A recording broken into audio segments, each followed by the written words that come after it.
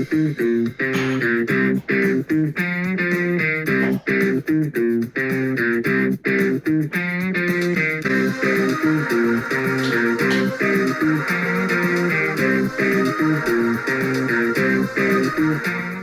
guys, welcome to this channel. As you can see, the lighting's not as good here, filming at night, but I also hate having this thing all the way over there when it's like right in my face. It kind of bothers me. Not much to say, I guess, but like just for the near future, we have this season, Stranger Things season 1 episodes ranked, and then Stranger Things season 2 review and 2 episodes I'm almost done with season 2. Really enjoying the show. And then Crimes of Grindelwald review, Secrets of Dumbledore review, and then after that, probably season 3 stuff by then, and then I'm gonna rank Harry Potter movies and maybe some other rankings here and there. And then I'm gonna get to season 4, do all that stuff, and then Hobbit. And then we'll probably interweave the two, I guess. I don't know.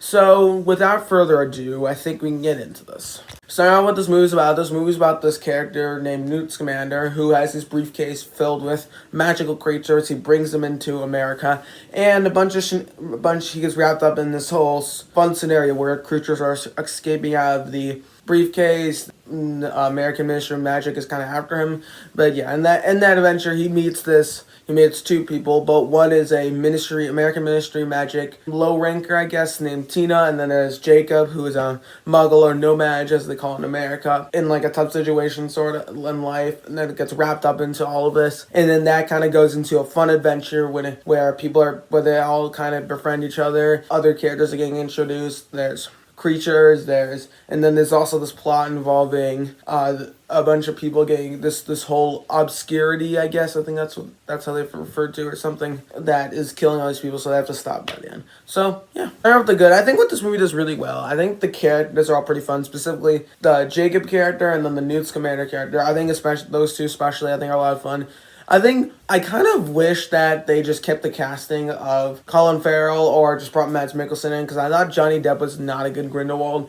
But I thought Colin Farrell, even though he's not really playing Grindelwald, he does a good job at the character of Graves or whatever his name is. And overall, I thought he was good in the role. I thought, as I said, Newt and Jacob, good news of funding character. He's very likable. And overall, I thought he was well handled. The Tina character's alright. Most of the other characters are alright, but specifically those three I liked. And then I also think the magic creature special effects are great. A lot of them are cute. They're fun. They're mischievous when needed to be. They just have so much personality to them. And you can tell that Newt has this sort of passion for magical creatures right from the beginning. And that's kind of what drives the movie forward, more or less. So overall, and I think the action itself, when it does happen, is pretty good for the most part. Yeah, a lot of issues. It's also I feel like this one feels kind of on the shorter side. It feels way shorter than it even is. It's not really a short movie. It's still like 2 hours and like 15 minutes or something. But it feels like an hour and a half. I'm not gonna lie. It just goes by fast. And fast-paced Harry Potter movies. These movies are generally, I think, are even like the Fantastic Beasts movies, even though they're not the shortest of movies. They're pretty long for the most part. They go by pretty fast, so I think the pacing of them generally, some of them are kind of slow. Like I think the first two are a bit slow, but then after those two, then it kind of picks up the pace as the franchise goes on. So, and that leads into these movies, which have a fast pace. So yeah, there's a lot of issues I have with this movie though. First big one, starting with the mix, and I'm gonna combine them because there's not much I'm really mixed on. First one is just the tonal shifts. It's just odd. Switches from fun, whimsical creature sort of finding stuff and adventures, which is kind of stuff like that would be in the first 2 Harry Potter movies. And then you have a bunch of the Grindelwald stuff with the obscurity and whatever, and Credence getting abused by his abusive stepmother or whatever. And that would be probably some of the stuff and tonal stuff of the tone of the later Harry Potter movies, like the last couple. So just the way that plays out, it's just odd, and it's also not a long enough movie that it can kind of explore both of them well. So it just ends up just being kind of a weird mix of a bunch of things. Because I think both of them could be good in their own right of a story, where there's this mystery involving this obscurity and how Grindelwald is involved, this known criminal that was a very minor part in Deathly Hallows Part 1. I don't exactly remember what he did. I think he gave up something to Voldemort that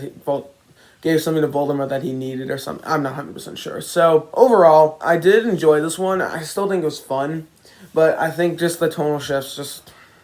Yeah.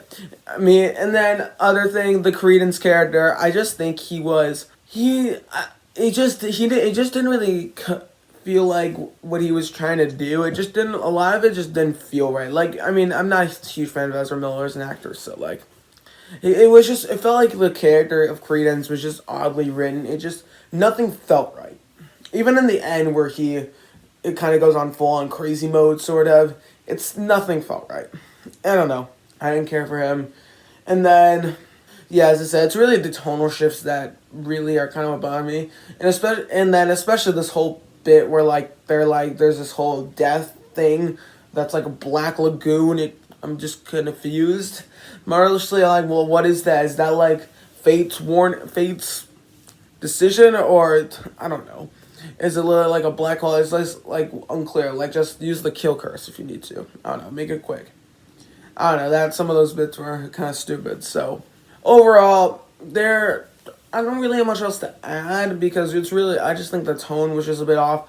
I think this movie overall, it's fun. I think it's actually fairly entertaining. I think it's a nice addition. I think Newt Scamander is a nice addition to the wizarding world. But overall, I think this could have he also it also doesn't feel like he's on like a hero's journey. He just kind of gets swept right into this adventure where he's on mystical creatures and said, "Oh, well, I have to be step into hero mode." In the end, and it's just like I mean, he's obviously like a good-hearted character. He obviously has good intentions in many ways, but just there's just some stuff that just didn't play around. I feel like this movie was rushed a little bit. I don't know. For this movie's final score, I'm probably gonna give it like a 7.1 out of 10. I still think this movie's fun, it's enjoyable, but like I never really feel the urge to go rewatch it. Same with the other Fantastic Beasts movies. I felt the same way about the other two as well. I mean, I've only seen the other two I've seen both of them I've seen once, so I think no, Crimes of Grindelwald I've seen twice, but no, I saw the first one. I don't